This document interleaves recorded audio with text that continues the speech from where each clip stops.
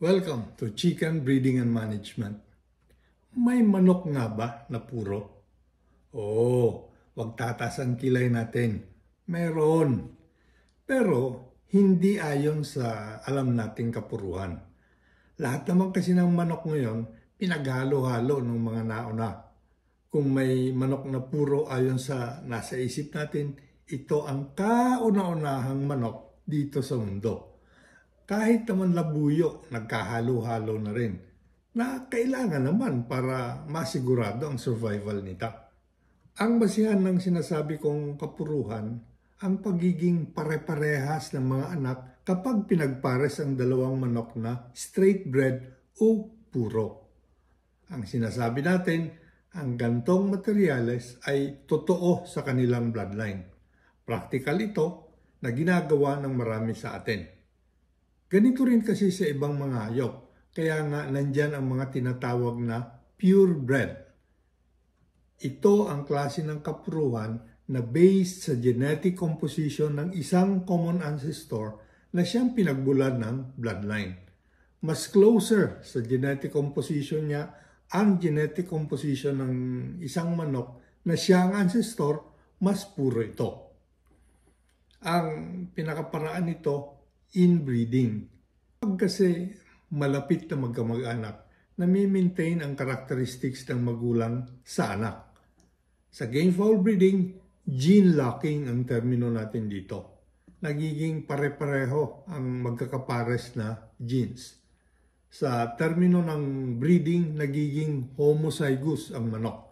Mas maraming pares ng chromosome ang naging pare-pareho ang gene, mas puro ang manok. Kahit pa cross ang pinagmulan, mapapupuro sa ganitong paraan. Tingnan niyo ang mga bloodline natin sa ngayon. Ang lemon, hatch, roundhead at claret ang nasa dugo. Pero ano ang nakikita natin? Lemon.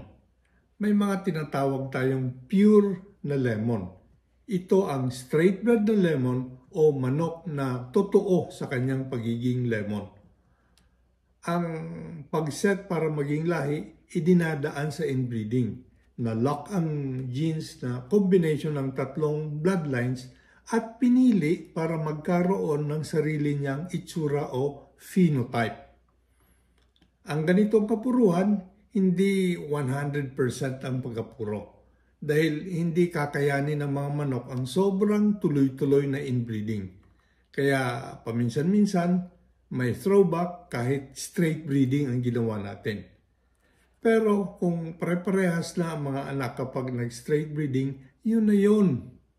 O nga pala, ang totoo, talagang wala kang purong manok dahil hindi naman natin sinasabing 100% ang kapuruhan nito.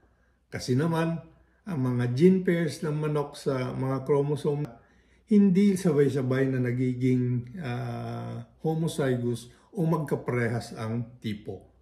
Hiwa-hiwalay silang nagkukumbina at may mga tipong kahit inbreeding ang ginawa, nananatiling magkaiba ang tipong nasa dugo.